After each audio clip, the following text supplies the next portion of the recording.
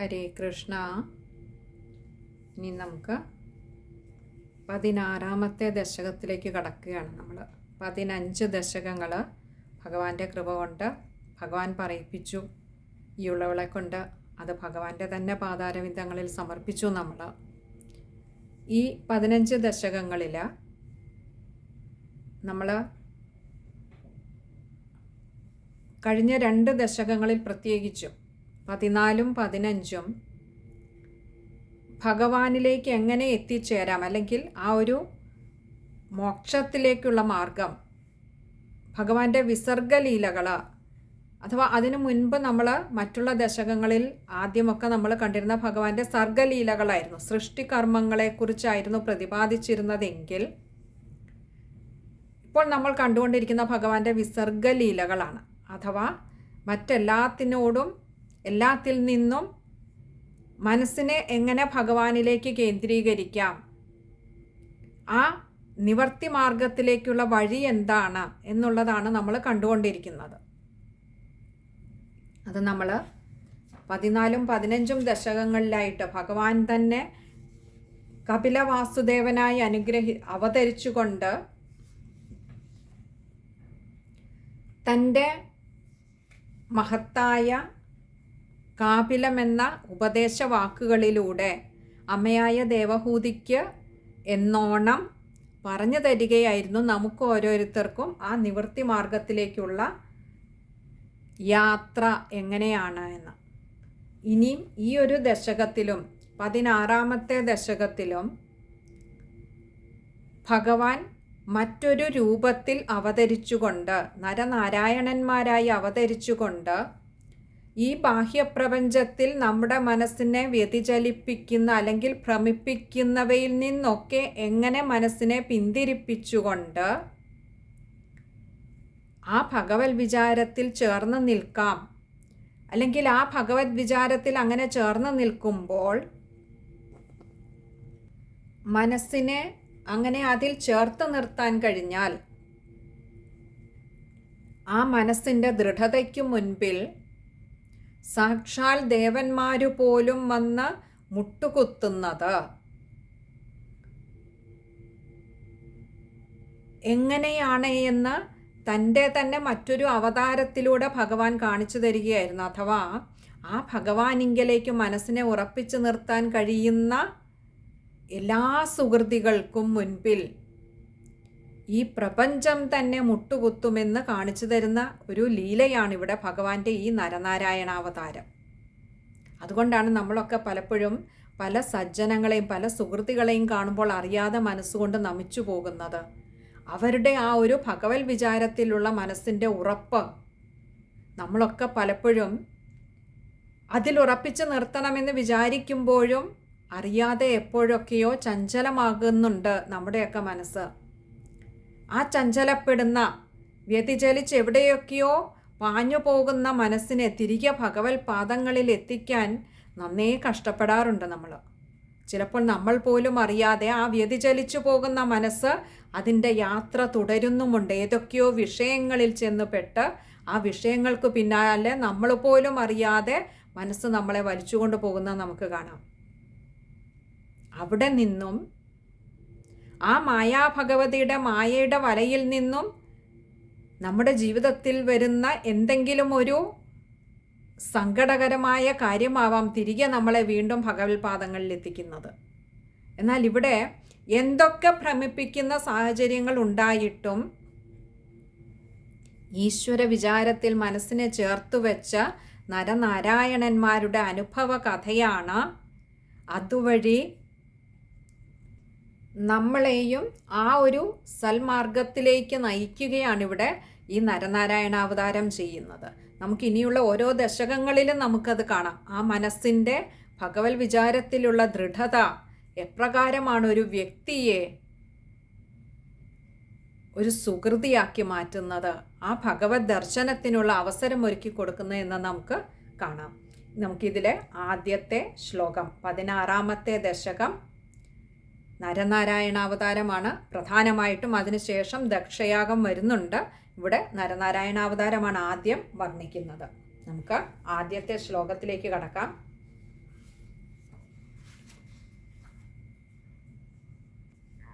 ആദ്യത്തെ ഒരു 8 ശ്ലോകങ്ങളിലായിട്ട് ഈ നരനാരായണാവതാരത്തിൻ്റെ ലീലകളാണ് വർണ്ണിക്കുന്നത്. പിന്നീടുള്ള 9ഉം 10ഉം ശ്ലോകങ്ങളിലായിക്കൊണ്ട് ശ്രീ മേൽപ്പത്തൂർ നാരായണ ഭട്ടതിരിപ്പാട് അദ്ദേഹം ആ ദക്ഷയാഗത്തെ വളരെ ചുരുക്കി ഒന്ന് പ്രതിപാദിച്ചു പോവുക മാത്രമാണ് ചെയ്തിരിക്കുന്നത്. നമുക്ക് 1ാമത്തെ ശ്ലോകം നോക്കാം.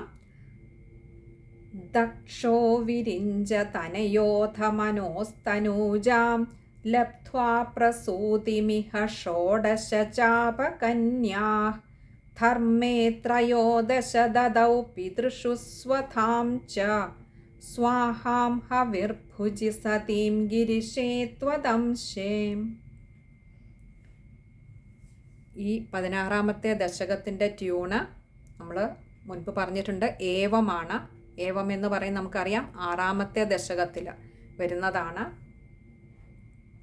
ആ 6ാമത്തെ ദശകത്തിൻ്റെ ട്യൂൺ നമുക്കൊക്കെ ഓർമ്മയുണ്ടാവും. ഏവം ചതുർദശ ജഗന്മയതാം ഗതസ്യ, അതിൻ്റെ ഇതാണ് വരുന്നത്. ദക്ഷോ വിരിഞ്ച തനയോധ മനോസ്തനൂജാം, അങ്ങനെ വരും ഇത്. നമുക്കിനിയും പദങ്ങളുടെ അർത്ഥം നോക്കാം. ദക്ഷോ വിരിഞ്ച തനയോധ മനോസ്തനൂജാം. ദക്ഷഃ എന്ന് പറഞ്ഞാൽ ദക്ഷ പ്രജാപതി. വിരിഞ്ച തനയോധ ഇവിടെ എടുത്തു പറയാൻ കാരണം, ഇവിടെ വിരിഞ്ച തനയഃ അഥ ഇങ്ങനെ 2 വാക്കുകൾ ചേരുന്നതാണ് വിരിഞ്ച തനയോധ. ആ ദക്ഷനെ വിശേഷിപ്പിക്കുന്നതാണ് വിരിഞ്ച തനയഃ. വിരിഞ്ചൻ എന്നാൽ ബ്രഹ്മാവ്, തനയൻ പുത്രൻ, ബ്രഹ്മാവിൻ്റെ പുത്രനായ ദക്ഷ പ്രജാപതി. കാരണം നമ്മൾ ഇനിയും ദക്ഷയാഗത്തിലേക്ക് വരുമ്പോഴുള്ള ദക്ഷൻ വേറെ ദക്ഷനാണ്. അതുകൊണ്ടാണ് ഇവിടെ എടുത്തു പറഞ്ഞത് ബ്രഹ്മാവിൻ്റെ പുത്രനായ ദക്ഷ പ്രജാപതി. അങ്ങനെയുള്ള ആ ദക്ഷ പ്രജാപതി അഥ, അഥ എന്നാൽ അനന്തരം, മനോസ്തനൂജാം, മനോഹോ തനൂജാം ഇങ്ങനെ 2 വാക്കുകൾ ചേരുന്നതാണ് മനോസ്തനൂജാം. മനോഹോ എന്ന് പറഞ്ഞാൽ സ്വയംഭുവ മനുവിൻ്റെ, ആ മനുവിൻ്റെ, ഇവിടെ മനു എന്നുദ്ദേശിക്കുന്നത് ആ ആദ്യ മനുവായിട്ടുള്ള സ്വയംഭുവ മനുവിൻ്റെ, അത് നമുക്കറിയാം ബ്രഹ്മാവിൽ നിന്ന് തന്നെ ഉണ്ടായതാണ് മനു അല്ലേ. നമുക്കറിയാം പല സൃഷ്ടികൾ ചെയ്തപ്പോഴും അവയ്ക്കൊക്കെ ആ ഒരു പൂർവ്വജന്മാർജിതമായ സംസ്കാരം ഉള്ളിൽ ഉറങ്ങിക്കിടന്നിരുന്നത് ഭഗവത് പ്രീതിക്കായിക്കൊണ്ട് ചരിക്കുകയായതുകൊണ്ട് തന്നെ നമുക്കറിയാം എത്രയോ സൃഷ്ടികൾ, അത്രി, അങ്കിരസ് തുടങ്ങി ഒരുപാട് സൃഷ്ടികൾ ചെയ്തപ്പോഴും നാരദൻ ഉൾപ്പെടെയുള്ള ആ നാരദ മഹർഷിക്കും താല്പര്യം ഭഗവത് വിചാരത്തിൽ മുഴുകി കഴിയാനായിരുന്നു. അതിനുശേഷം തൻ്റെ സൃഷ്ടികർമ്മത്തെ മുന്നോട്ട് കൊണ്ടുപോകാനായി തൻ്റെ തന്നെ ശരീരത്തിൽ നിന്നും പാതി സ്വയംഭുവ മനുവായിട്ടും പിന്നെ തൻ്റെ തന്നെ അംശത്തിൽ നിന്നും സ്വയംഭുവ മനുവിൻ്റെ പത്നിയായിട്ടുള്ള ശതരൂപാദേവിയായിട്ടും മാറിയത് നമ്മൾ കണ്ടിരുന്നു. ആ സ്വയംഭുവ മനുവിൻ്റെയും ശതരൂപാദേവിയുടെയും തനൂജാം, തനൂജാം എന്നാൽ പുത്രിയായ, ലബ്ധ്വ, ലബ്ധ്വ എന്നാൽ ലഭിച്ചിട്ട് എന്നാണ് അർത്ഥം. ഇവിടെ വിവാഹം ചെയ്തിട്ട് പുത്രിയെ ലഭിക്കുക അഥവാ സ്വയംഭുവ മനുവിൻ്റെ പുത്രിയെ ആ ബ്രഹ്മപുത്രനായിട്ടുള്ള ദക്ഷ പ്രജാപതിക്ക് ലഭിച്ചിട്ട് എന്ന് പറഞ്ഞാൽ വിവാഹം ചെയ്തിട്ട്. ആരെ? പ്രസൂതിമിഹ, പ്രസൂതിം ഇഹ ഇങ്ങനെ 2 വാക്കുകൾ ചേരുന്നതാണ് പ്രസൂതിമിഹ. പ്രസൂതിം എന്ന് പറഞ്ഞാൽ പ്രസൂതിയെ. സ്വയംഭുവ മനുവിന് ശതരൂപാദേവിയിൽ 5 മക്കളായിരുന്നു ഉണ്ടായിരുന്നത്. അതിൽ 2 ആൺകുട്ടികളും 3 പെൺകുട്ടികളുമായിരുന്നു. 2 ആൺകുട്ടികൾ ഉത്താനപാദനും അതുപോലെ പ്രിയവ്രതനും അവരുടെയൊക്കെ ചരിത്രം ഇനി നമ്മൾ പിന്നാലെ വരുന്നുണ്ട്, നമുക്ക് പഠിക്കാനായിട്ടുണ്ട്. 3 പെൺകുട്ടികൾ, ദേവഹൂതി ദേവിയും പ്രസൂതിയും ആഹൂതിയും, ഇങ്ങനെ 3 പെൺകുട്ടികളായിരുന്നു ഉണ്ടായിരുന്നത്. ഇതിൽ ദേവഹൂതി ദേവിയുടെ കഥ നമ്മൾ 14-15 ദശകങ്ങളിലായിട്ട് കണ്ടിരുന്നു. ആ ദേവഹൂതി ദേവിയെ വിവാഹം ചെയ്തത് കർദമ പ്രജാപതിയായിരുന്നു. അവർക്കായിരുന്നു കപില ഭഗവാൻ അവതരിച്ചത്, പുത്രനായിട്ട് അവതരിച്ചത്. മറ്റൊരു തരത്തിൽ നോക്കിയാൽ സ്വയംഭുവ മനുവിൻ്റെ 3 പുത്രിമാരിലും ഭഗവാൻ തന്നെ തൻ്റെ അംശാവതാരം എടുത്തിട്ടുണ്ട് എന്ന് കാണാം. അതിൽ ഒരു അവതാരമാണ് ഇപ്പോൾ പ്രസൂതി ദേവിയുടെ പരമ്പരയിൽ ഇപ്പോൾ വരാൻ പോകുന്നത്, നമുക്ക് കാണാം. ആഹൂതി ദേവിക്കും ഇതേപോലെ തന്നെ.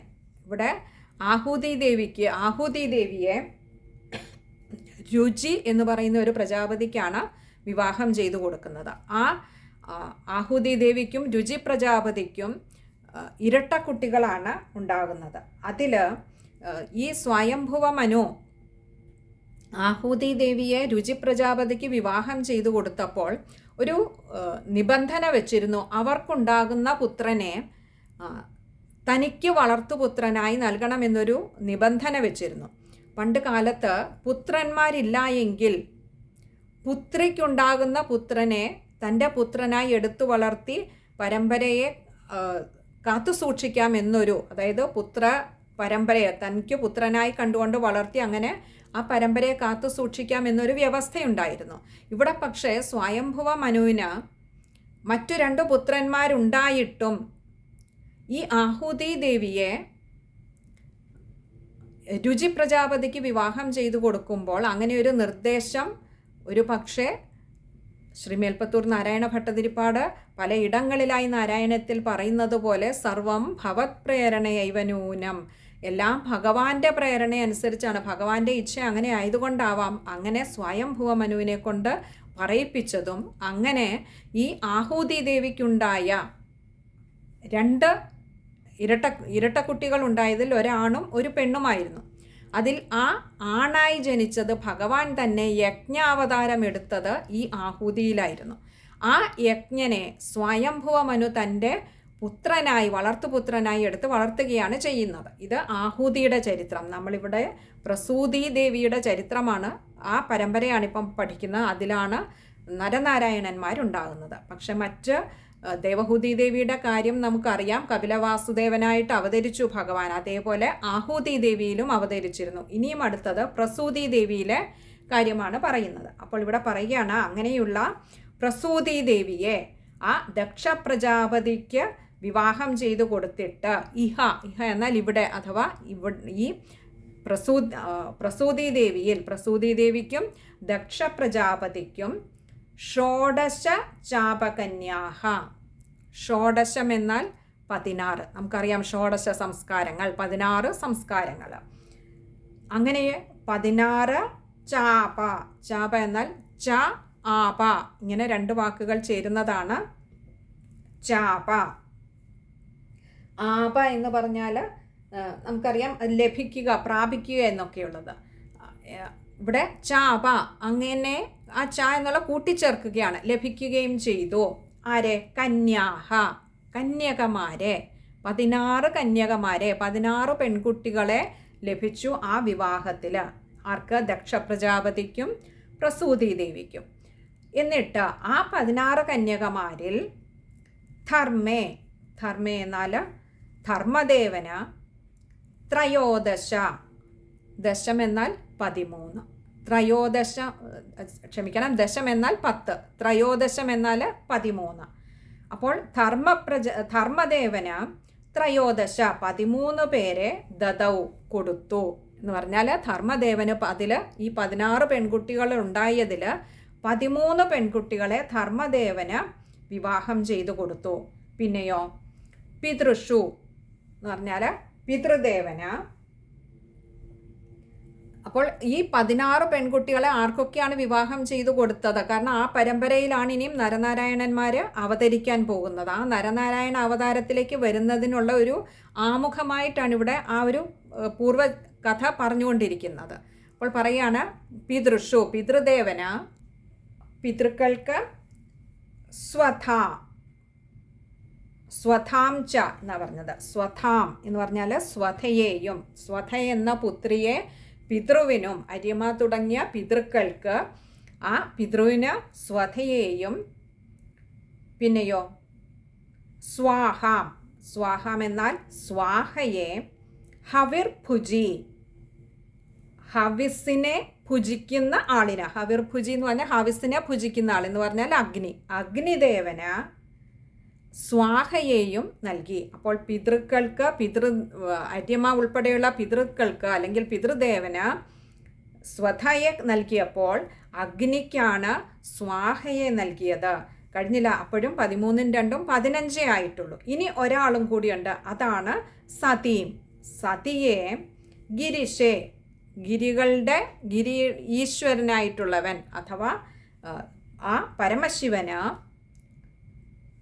സതിയെയും കൊടുത്തു. ആ പരമശിവനാകട്ടെ ത്വദംശേ, അങ്ങയുടെ തന്നെ അംശമായിട്ടുള്ള പരമശിവന്. നമ്മൾ കണ്ടിരുന്നു ആ പരമശിവൻ്റെ ഒക്കെ സൃഷ്ടിയൊക്കെ എങ്ങനെയായിരുന്നു എന്നുള്ള അല്ലേ. അപ്പോൾ ഇവിടെ പറയുകയാണ് ഭഗവാനെ അങ്ങയുടെ തന്നെ അംശമായിട്ടുള്ള ആ പരമശിവന് സതിയെയും കൊടുത്തു, പിതൃക്കൾക്ക് സ്വധയെയും അതേപോലെ അഗ്നിദേവന് സ്വാഹയെയും വിവാഹം ചെയ്തു കൊടുത്തു.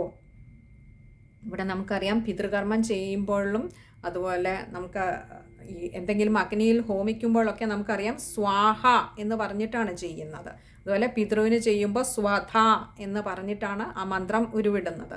ഇവിടെ കാരണം ആ പത്നിമാരെ ഏൽപ്പിക്കുകയാണത്.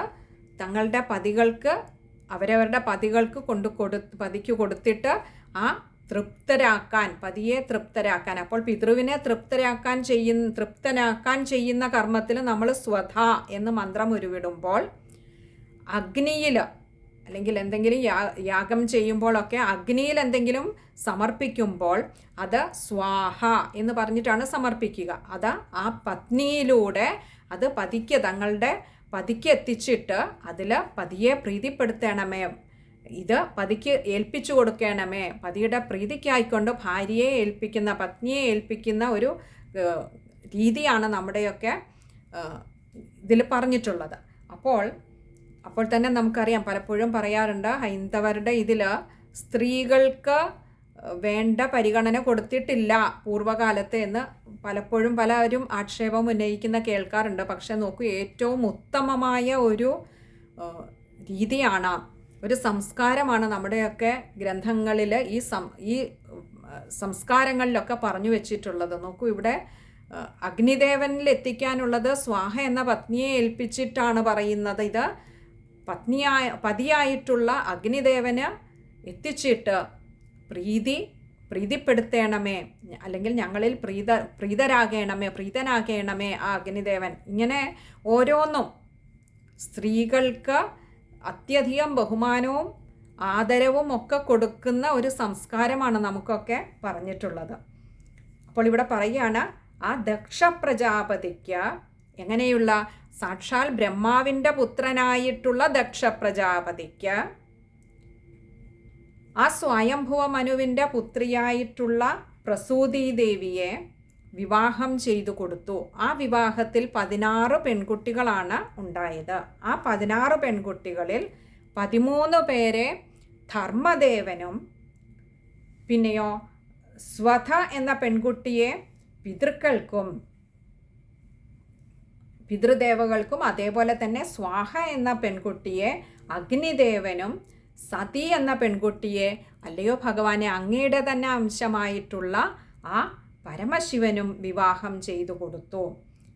ഇനിയും അടുത്ത ശ്ലോകത്തിലാണ് നരനാരായണാവതാരം വരുന്നത്. ഇപ്പോൾ ഇത്രയും ആമുഖമായി പറഞ്ഞിട്ട് ഇനി നമുക്ക് അടുത്ത ശ്ലോകത്തിൽ അത് ഭഗവാന്റെ അവതാരം കാണാം. ഇനി ഈ ശ്ലോകം ഒന്നുകൂടി നോക്കാം.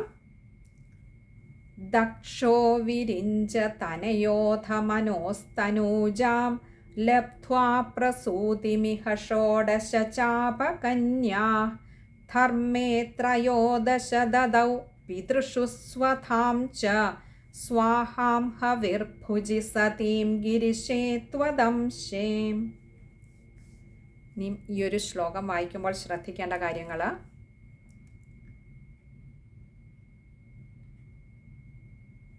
പ്രസൂതിമിഹ, അവിടെയൊക്കെ പ്രസൂതിം ഇഹ ആണ്. അപ്പോൾ ഇകാരം ശ്രദ്ധിച്ച് വായിക്കുക. പിന്നെ കന്യാഹ, അവിടെ ദീർഘവുമുണ്ട് വിസർഗവുമുണ്ട്. അപ്പോൾ പകുതി ഹകാരത്തിൽ നീട്ടി വായിച്ചിട്ട്, അകാരം നീട്ടിയെടുത്തിട്ട് പകുതി ഹകാരത്തിൽ വായിച്ചു നിർത്തുക. ബാക്കിയൊക്കെ വലിയ ബുദ്ധിമുട്ടുണ്ടാവില്ല എന്ന് തോന്നുന്നു. വിരിഞ്ച തനയോധ മനോസ്തനൂജാം, ഇതൊക്കെ ഇത്രയൊക്കെ നമ്മൾ 15 ദശകങ്ങൾ പിന്നിട്ട സ്ഥിതിക്ക് ഇനി വായിക്കാൻ വലിയ ബുദ്ധിമുട്ടുണ്ടാവില്ല എന്ന് തോന്നുന്നു. ഇത് ഇത്രയും കാര്യങ്ങളാണ് ആ ഒരു ശ്ലോകത്തിൽ നമ്മൾ വായിക്കുമ്പോൾ ശ്രദ്ധിക്കേണ്ടതായിട്ടുള്ളത്. ഇനിയും ആ ശ്ലോകത്തിൻ്റെ അന്വയക്രമത്തിലുള്ള പദവിന്യാസം കൂടി പറയാം. അഥ വിരിഞ്ചതനയഃ ദക്ഷഃ മനോഃ തനൂജാം പ്രസൂതിം ലബ്ധ്വാ ഇഹ ഷോഡശകന്യാഃ ആപച ധർമ്മേ ത്രയോദശ പിതൃഷു സ്വധാം ഹവിർഭുജി സ്വാഹാം ത്വദംശേ ഗിരിശേ സതീം ച ദദൗ. ഒന്നുകൂടി പറയാം. അഥ വിരിഞ്ചതനയഃ ദക്ഷഃ മനോഃ തനൂജാം പ്രസൂതിം ലബ്ധ്വാ ഇഹ ഷോഡശകന്യാഃ ആപച ധർമ്മേ ത്രയോദശ പിതൃഷു സ്വധാം ഹവിർഭുജി സ്വാഹാം ത്വദംശേ ഗിരിശേ സതീം ച ദദൗ. ഇത്രയും കാര്യങ്ങളാണ് ആ ഒരു ശ്ലോകത്തിൽ നമുക്ക് പറയാനുള്ളത്. ഭഗവാൻ തോന്നിപ്പിച്ചത്. ഹരേ കൃഷ്ണ.